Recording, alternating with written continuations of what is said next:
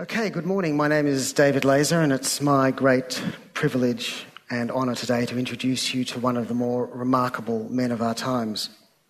Dr. Izzeldin Abuelaish is a Palestinian refugee, a Muslim, an Arab, a father, a husband, an eminent Harvard-educated gynecologist and obstetrician, a Nobel Peace Prize nominee, and the first Palestinian doctor to have been given residency inside an Israeli hospital. The New York Times has described him as a rarity, a Gazan at home among Israelis. At one time in his distinguished career, Dr. Abuelaish was delivering more Jewish babies in Israel than any other Jewish doctor, not to mention helping countless couples, Arab and Jewish, overcome infertility. He studied medicine in Cairo before obtaining a diploma in obstetrics and gynecology from the Ministry of Health in Saudi Arabia, in conjunction with the University of London. He then studied fetal medicine and genetics in Milan and Brussels before enrolling in a master's program in public health at Harvard.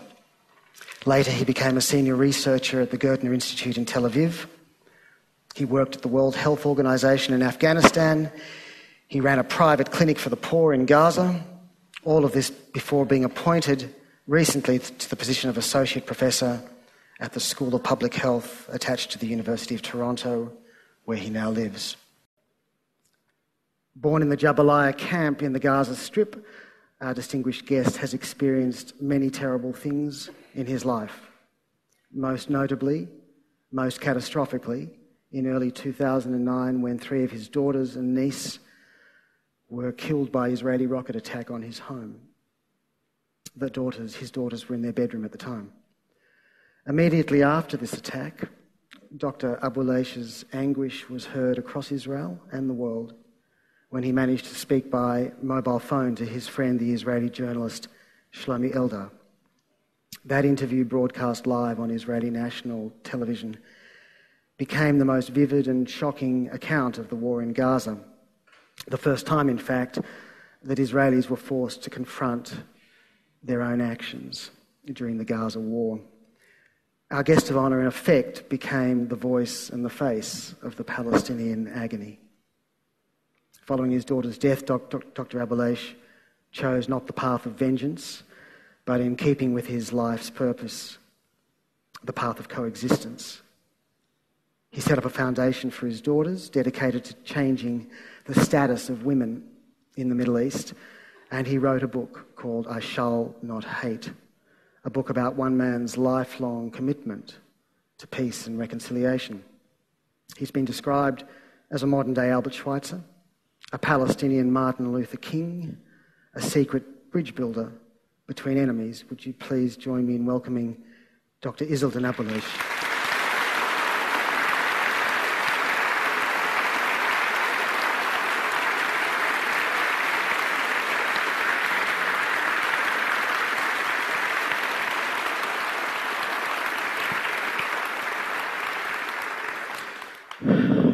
Dr. Abuelaish, welcome to Australia and welcome to Sydney. It's quite a reception. I would like to thank you, and as introduced me as Palestinian Muslim, but above all, I am a human being, as you, that we all belong to this human family. It's a moving moment for me. And even today, I didn't tell you, David, because of the jet lag today, I didn't sleep. I woke up at 4 o'clock this morning to find many missed calls and emails. And it was a moment of happiness, inspiring to everyone, that President Obama today, he gave his speech, and to quote and to refer to the book and to the message that I am trying to spread, and that this is the right way, that's the right approach. Our efforts are not in vain.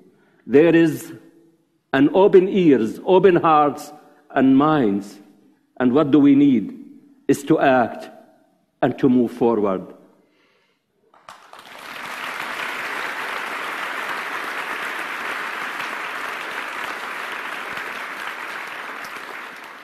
It is indeed a historic day that the American president makes this speech, and we come at a crossroads in history, and a moment during the Arab Spring when there's the call for democracy all through the Arab world. But I wonder whether we could just go back in time a little bit. I wonder whether you could describe what it was like for us to be born in the Abuelaish camp and to grow up there.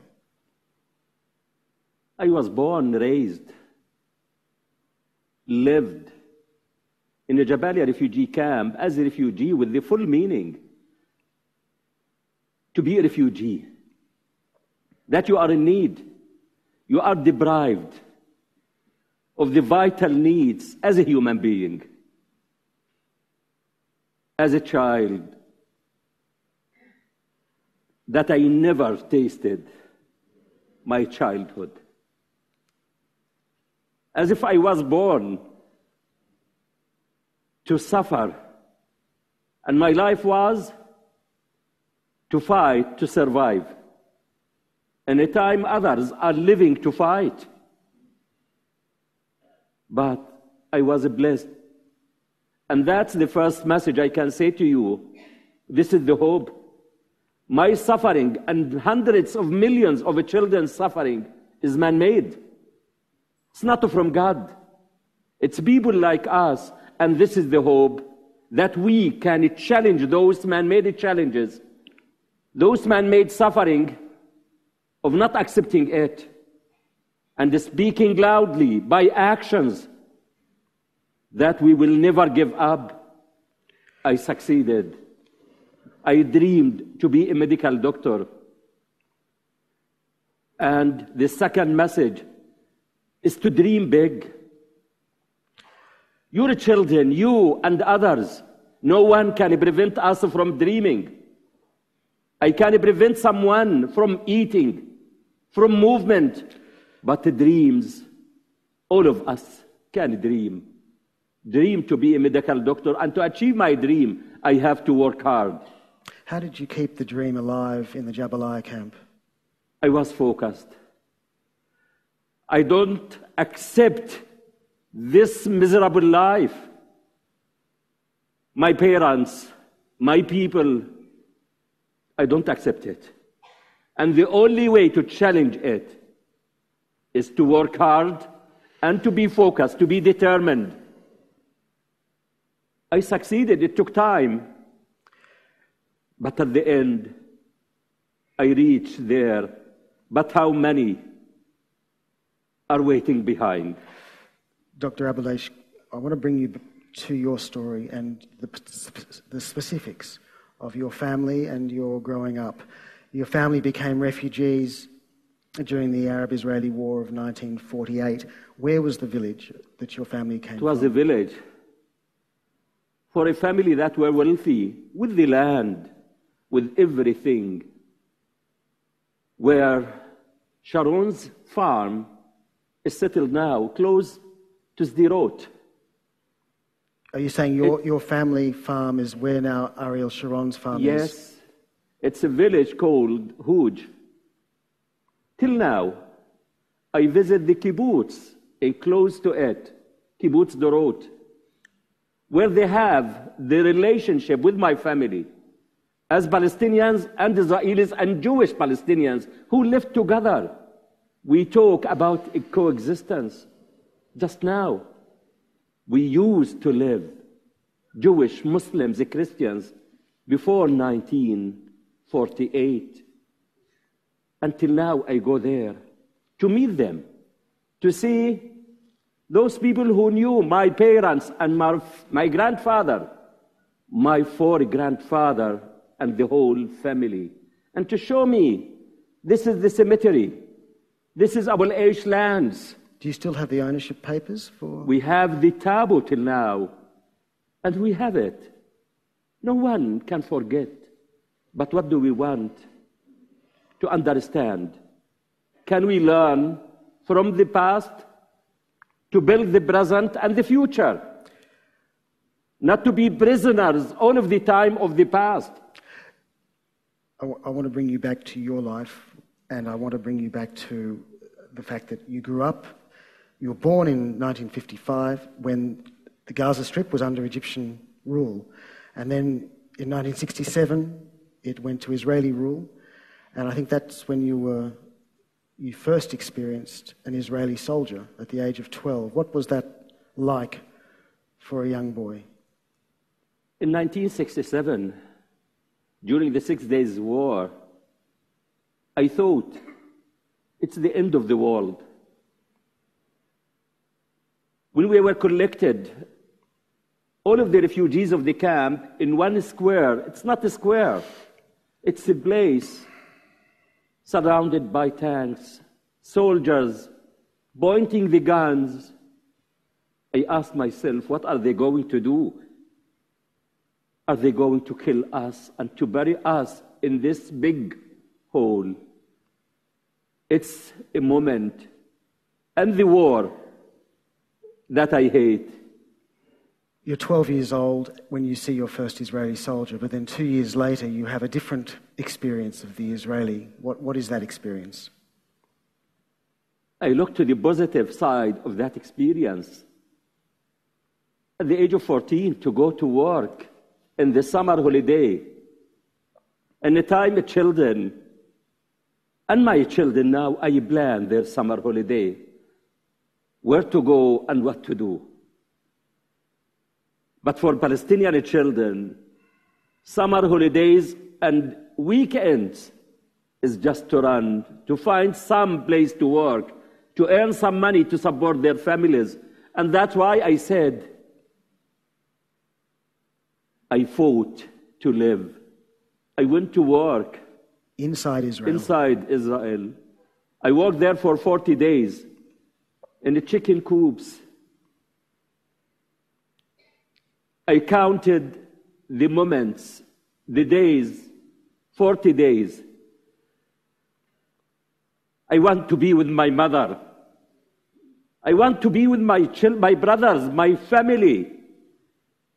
It's 40 days, like 40 years.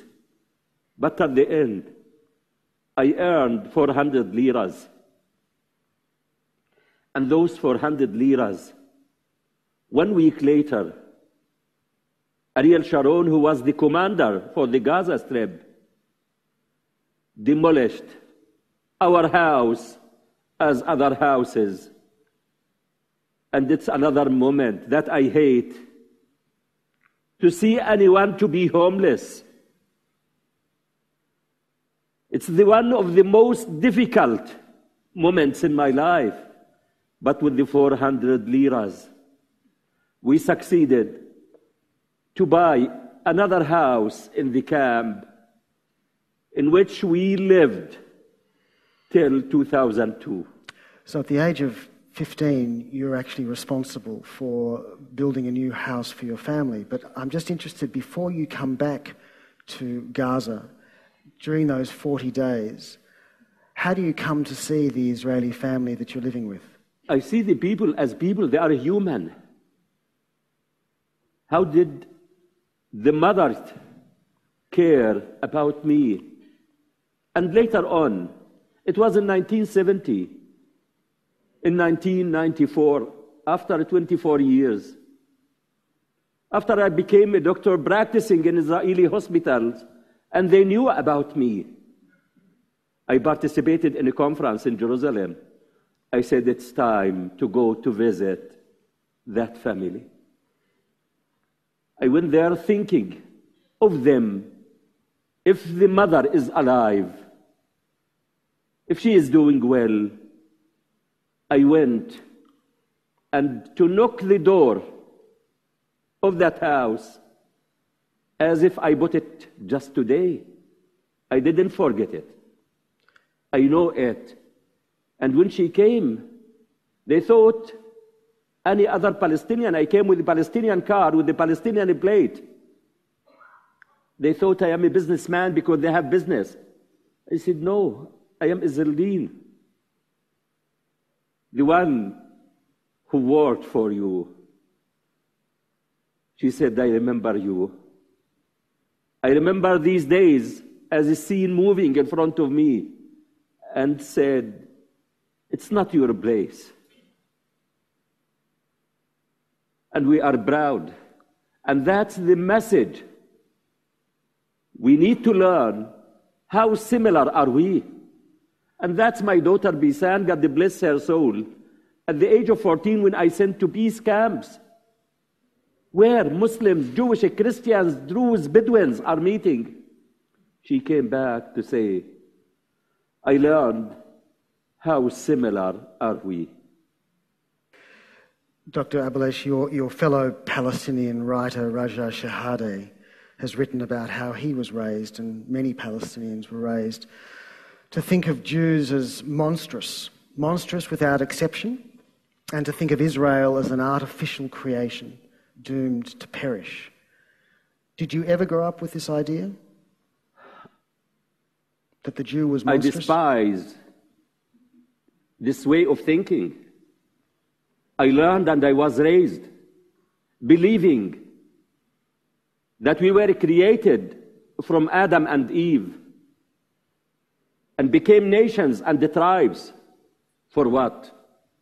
To know each other. And knowing is not just to know the name, face, to show the respect, passion, connection, and understanding. And this strengthened my belief that our enemy in this world, the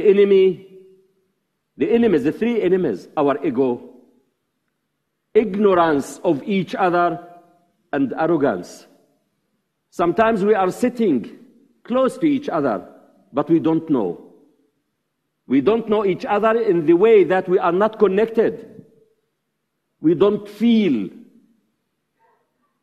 and the hearts and the minds are not connected. And if we want to start the change, I believe in it, we need to smash and destroy those barriers and to start to understand, first of all, ourselves and then others. What was your primary motive in becoming a doctor? Why did you want to become a doctor? The motive, as a child, I was sick with rheumatic fever. And I spent some time in the hospital. And education for us as Palestinians is for survival and to live, to get a better job. So I planned, I dreamed, I want to go to study at the university to get a better job. Being the eldest, I have to take responsibility and to help my parents. I worked hard and I didn't plan it. As I said, I dreamed. I applied for the Egyptian universities to get a scholarship. And thanks to Egypt, who helped the Palestinians and other countries to study at the Egyptian universities. And I waited for 1 year where I got the answer that I was accepted to study medicine.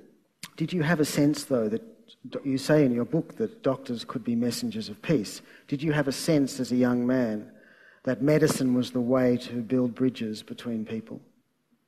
I fully believe in it, because medicine, it has one face, it has one culture, it has one color. Which face, culture, and color? It's the human face. To save lives, to give, to heal, and to treat. The happy moment for me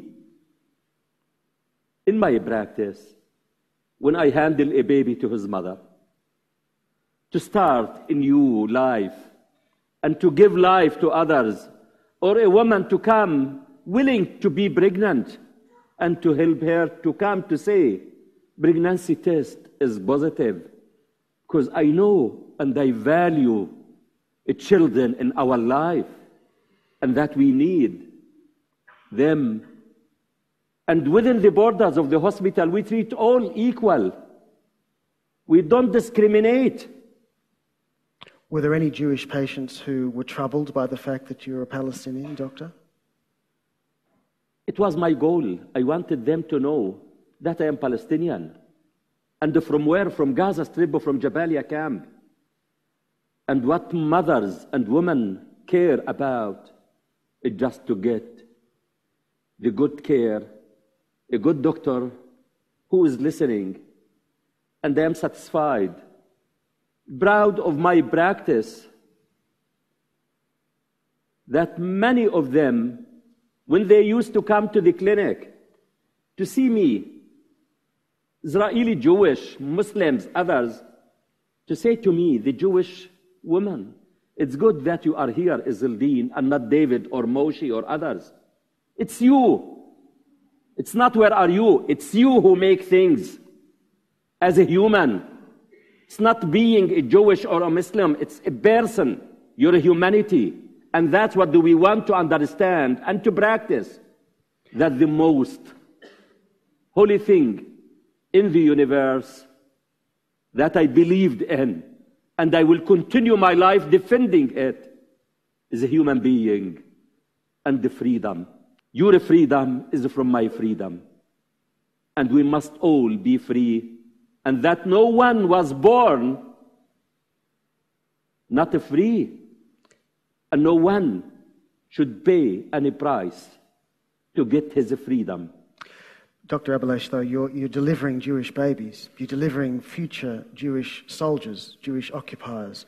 What do your own people say? Why do we want to stigmatize it, to say why I am delivering babies? No, but I'm asking a human being. I'm asking you, why this stigma and label? I am delivering babies who deserve the life, who deserve the right, away from that. We must get beyond this. I am Palestinian, you are Australian, this is Jewish, this is a Christian. I am delivering babies with the hearts, with the minds, where babies and the children are the beauty of life.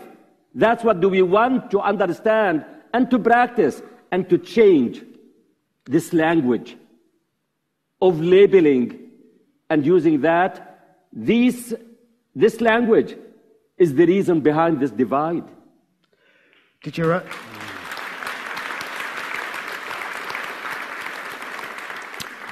When you came back to Gaza and you talked to your family and you talked to your friends about your work, did they not say to you, but the very question I've put to you, you are delivering future Israeli soldiers?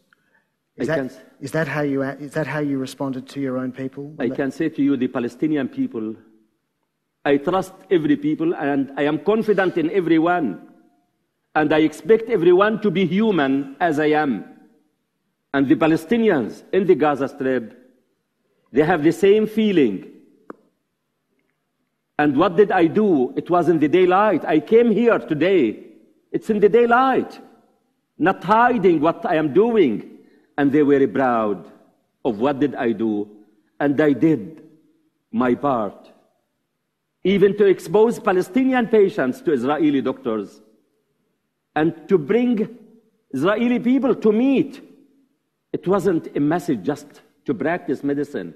I used it, and every minute of my time, to bring people together, to know more and to know each other. And that's what I did. It's not the Palestinians. Even I took Palestinian patients to Israeli hospitals, in Tel HaShomer hospital where I used to work, till I left in 2009. 1/3 of the children in the children's hospital are Palestinians. So we are sharing the disease, the pain, and the suffering. Why not to share the happiness, the land, the present, and the future? That's what do we want, and to work for it, and to promote this goal. It wasn't always easy for you to get to work, though, was it? You had to go through numerous security checkpoints to get from Gaza into Israel. Can you describe what that was like for you? This may be another lesson for each of us to learn. Crossing the borders is another story. With intimidation, with suffering. But I didn't give up. All of my time, I didn't allow them the soldiers to direct me or to feel angry and outraged because I was focused, my eyes, all of the time. I want to reach the hospital, that there is a woman waiting for me for the treatment. And even I can say to you, I said, let them do whatever they want. I don't want to lose control. And that's what do they want. I will never. And even we need to use the wisdom and our talent. When they tried that, to say to me, wait, I have to wait. What do? I have my laptop, I have my computer, my books, and to start reading and doing something. I am boiling maybe from inside because I know there are people there waiting. And when they call me, I try to show them that I don't care and I didn't listen. I am not a rush. Is this where you learned the art? Yes, that's what do we want. I am not rush. We are calling you. I said I am busy, reading, doing things. And that's what do we want. Don't give up. Be determined, be focused. And at the end, he has to learn the lesson. Me, I learned before. And it's time for him to learn, to respect others, and to value the time of others, and to show passion and compassion to others.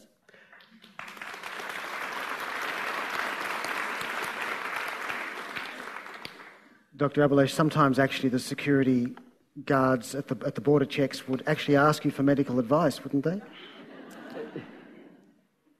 Because they knew me. I started my work in 1991 and finished 2009. I was the first Palestinian doctor to practice medicine formally in an Israeli hospital.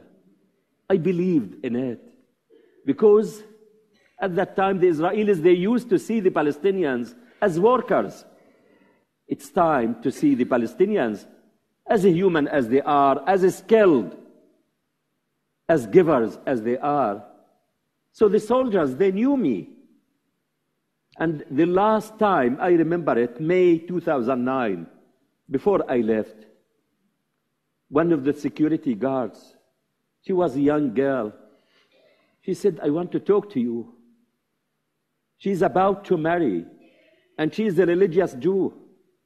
She said, Izzeldin, but my period is about to come, and I don't want to marry with the period. I have to postpone the period. What can I do? And she wants a prescription. I write her, and I told her, now I am in Tel HaShomer, and she is living in Beersheba.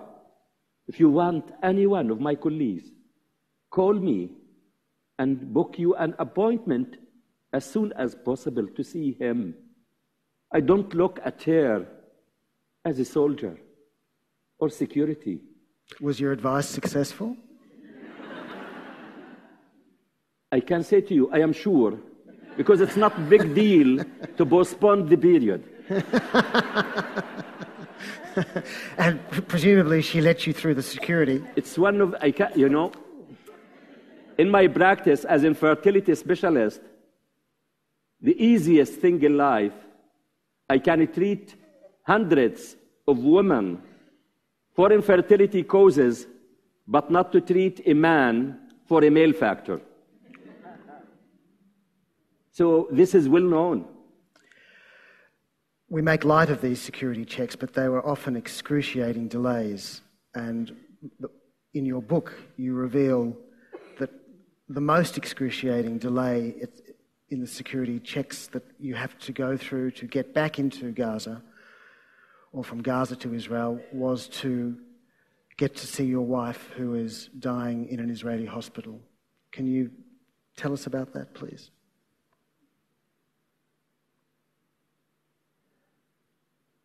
I can say it was the journey to hell.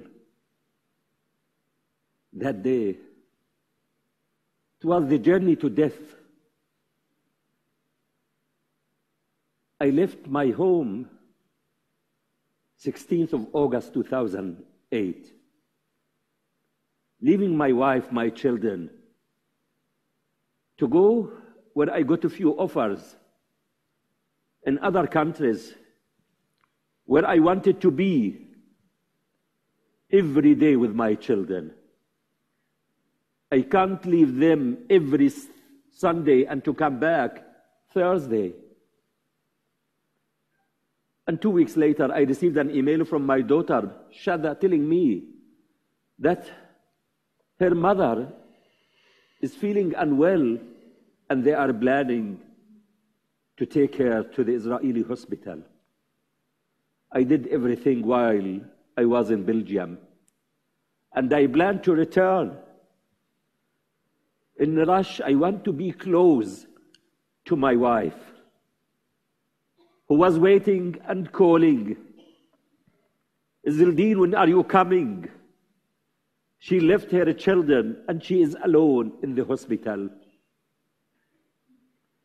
It took me more than 30 hours just to be 1 or 2 hours drive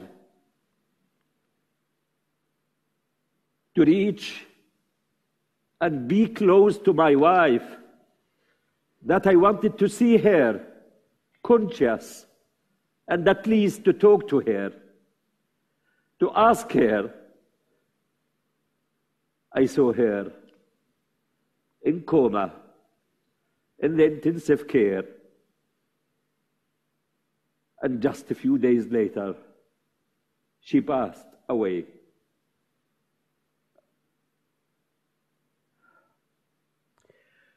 So you were left as a single father of 8 children, and that was 4 months before the invasion of Gaza in response to Qassam rocket attacks into Israel. Can you bear to tell us what happened that dreadful day? When I lost my wife, I thought it's the end of the world, because I believe children must and should be raised with especially with their mother. The mother is the one who cares, who sacrifices, who breastfeeds, who gives love. And now I am burned by that fire.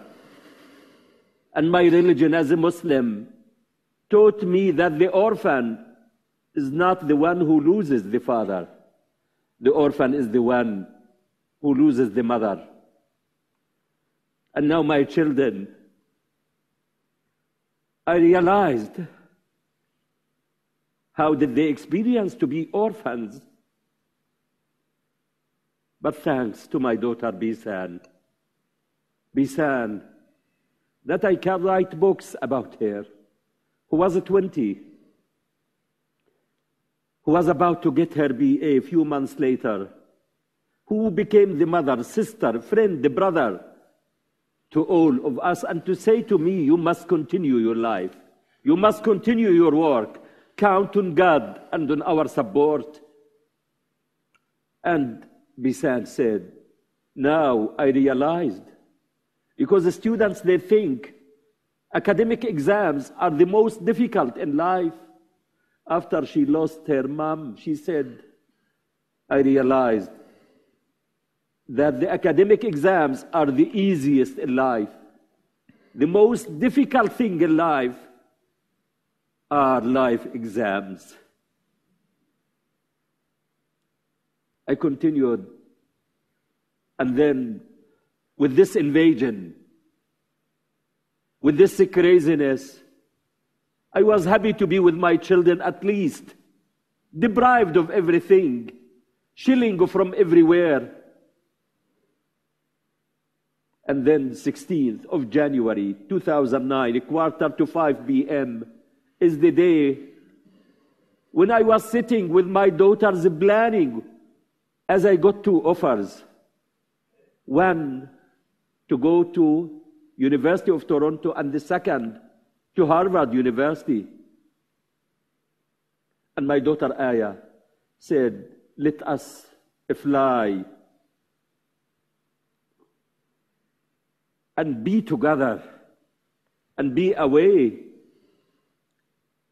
Seconds after I left my daughter's room, less than 5 seconds, I was in the salon. I didn't believe it. When I saw the smoke, the dust, the chaos everywhere, I realized it's my house, my daughter's room, those lovely, bright, beautiful, successful daughters that I am proud of. Their teachers, they used to fight to have them in their classes. They never succeeded. Less than 97% in their schools. They were girls armed with education, with love, with care to others. And I believed in them as other girls. I don't want anyone to see what have I seen. Where is Bisan? Where is Mayar? Where is Aya? Where is Noor? I can't recognize them. They became parts.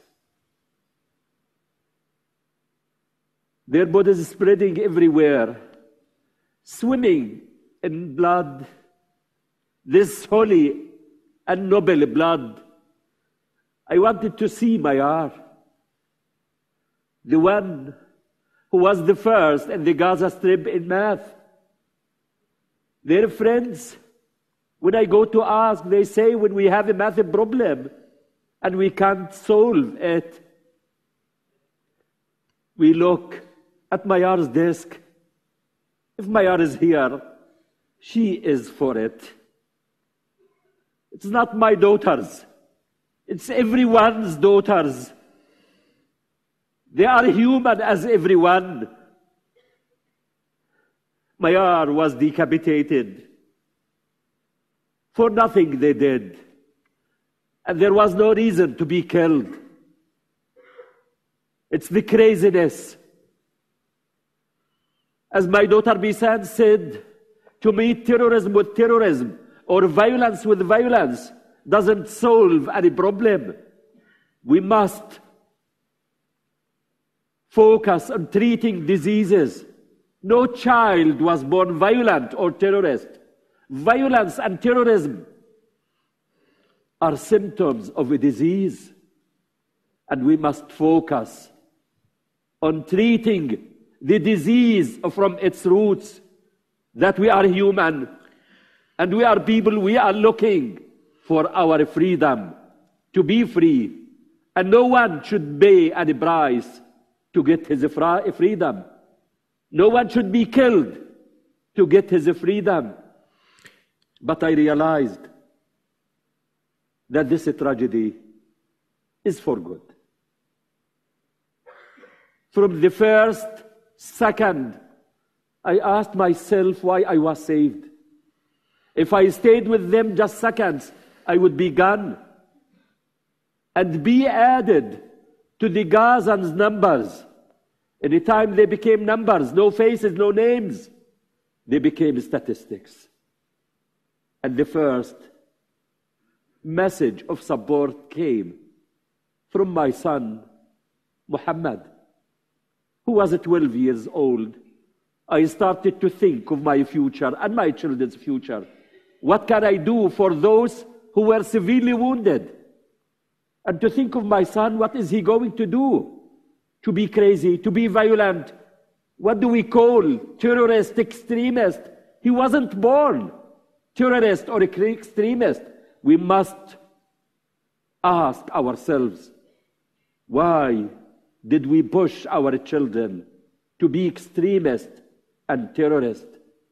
And we are the ones to be blamed and ashamed of. I looked at him and he said, why are you crying? Why are you screaming? You must be happy.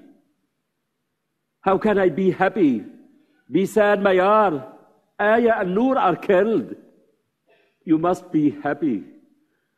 My sisters are happy there. They are with their mom. She asked for them. I said, I don't need to worry about him. That's the Palestinian child, and every child who looks, who believes. Can we learn? It's painful that till now we didn't learn, and still we are blind with sealed hearts. Can we open our hearts and eyes? Dr. Abuelaish, when this happened, when this dreadful day dawned, as soon as it happened, you called your friend Shlomi Elder, the Israeli journalist. And one of the things you said to him, apart from, my God, they've killed my daughters, one of the things you said to him was, what have we done? You didn't say, what have you done? You said, what have we done? What did you mean by that? What did we do? Because we punish someone if he did something. We did nothing to be killed. My daughters did nothing to be killed. That's why I want to take responsibility if I did something. And it's time each of us to take responsibility about his or her acts. And that's, as I said, this tragedy, it was for good, to stop this craziness. But we don't want to treat. We want to prevent. We want to save, not to kill. A time came to stop this war and this invasion. It was God's bliss and God's mercy and God's plan. At the same time of shelling the house, I was supposed to be interviewed live by Israeli TV. So I called my friend, and it was a moment of moral courage from my friend when he opened the speaker to spread the message and the appeal and the world to witness what is happening in Gaza Strip. And the second day, I said to my daughter Shada, the blood and souls of your sisters, when she was in the hospital, is not futile. It saved others' lives. As the Prime Minister Ehud Olmert announced unilateral ceasefire, we need to prevent and to focus on saving, not to treat, and to predict and to project the future. Dr. Abuelaish, do you think that the Israelis find it hard to accept what they do to the Palestinians? Before this tragedy, they were focused and seeing by one eye just to see their suffering and their side. And they looked at the Palestinians as in the Gazans, different, just to be focused on their own interest, till this tragedy was broadcasted to open the eyes of the Israeli public, the international community, the Palestinians, and everywhere, to ask, what are we doing? Where are we going? This doctor, we saw him. We listened to him. We know him. It's his daughters. And I said, don't ask the Palestinians about what did Izzeldin do and what is he doing. Ask the Israelis about my daughters, because they believe in themselves. And it opened the eyes and hope. This change is not a transient. Was there not to be emotional, but to be sustainable and to be a new approach in life and to work for it. Was there anguish in Israel for what had happened? I can say to you, I speak about the Israeli public, my colleagues, my friends, the people whom I don't know, who came to visit from everywhere, Muslims, Jewish, Christians, Druze, Bedouins, It's a moment of a human awakening, the conscience to wake up and to say enough. But we need this momentum to continue. We are nearly out of time, but I know that you wanted to read a poem at the end of our conversation. Are you ready for that? Yes. Would you like to do that?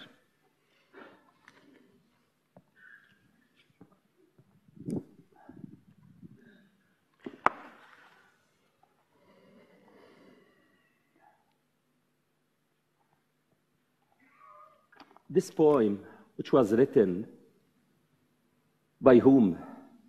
By a woman. She is a woman with heart who knew my daughter Bisan in the peace camps. But if I want to go and to define her as you defined David, I may say she is an Israeli Jewish woman. But beyond all, she is a woman. She is a mother with heart, which is more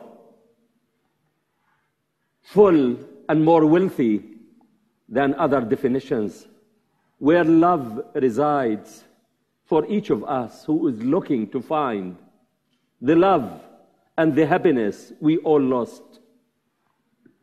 In memory of Bisan, I long to touch you, Bisan, one more time, to hug you, to tell you how sorry I am that your mom died.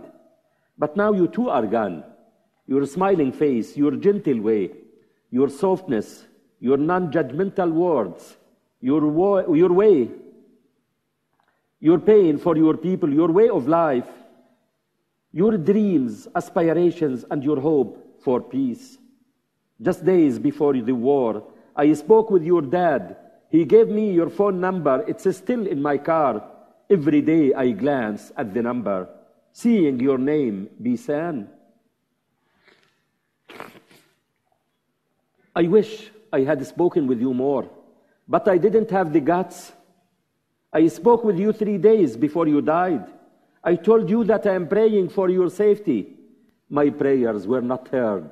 Through the shelling, the bombing, the Qassams, the smoke, I feel I have been betrayed by God, by my country, by the cruelty of humanity, by the warmongers, by those who think violence is the solution. And with all of this, I have been given a gift. To have spent 6 weeks with Shada, Izzeldin, and Ghaida, I heard no words of revenge, no hatred. I heard no anger. I heard the deep belief that peace is possible, even with this enormous loss. I have been strengthened from their strength. I am more determined from their determination. I am more at peace from their peacefulness. Bisan, forgive me for not being able to save you from my own people. Forgive me for giving you hope that peace is possible. And then taking that dream from you. You will always be my symbol of hope, peace, and mostly gentleness. Your dad shared the dream with me. Days after you died, he came into a room full of men, and there you were, sitting amongst them. He asked you, "Why are you sitting here, Bisan? You know it is not acceptable in our society." You answered, "All is fine now, Dad. I am happy and well. I can be here now among the men where I am needed. May no other woman need to die in order to be able to influence the men as you have, Bisan. May we women be heard and heeded, and may the men in this world get the chance to know from deep within their hearts that this is where the answer lies, in their hearts, where love resides."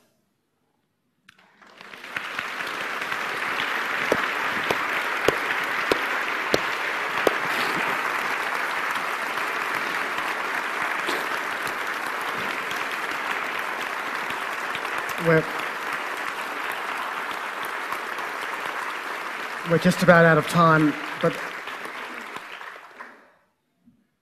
Actually, I think I couldn't think of a more appropriate moment to end this in conversation. Would you please help me and thank Dr. Abuelaish for your time? Thank you. I can say to you, thank you. Thank you. Thank you.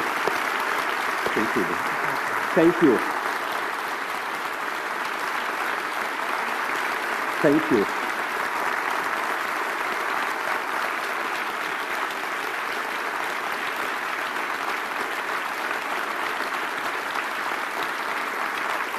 Thank you so much.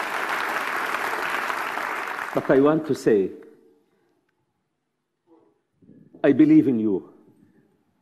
I believe in you. Have hope. Have faith. But most important is to take action. And that we all can make a difference. And I believe in our life, we have priorities. And the priority is the future. But who is the future? Our children, who are the joy and the happiness in this life. Can we start from now, each of us, to act and to do something, to spread a message, and don't underestimate your action. It's a matter of action. And at that moment, this world, I believe, and I am determined that not to relax or to rest till I meet my daughters one day, telling them, your souls and the blood made a difference in others' lives with wisdom, kind words, and good deeds. God bless you and thank you.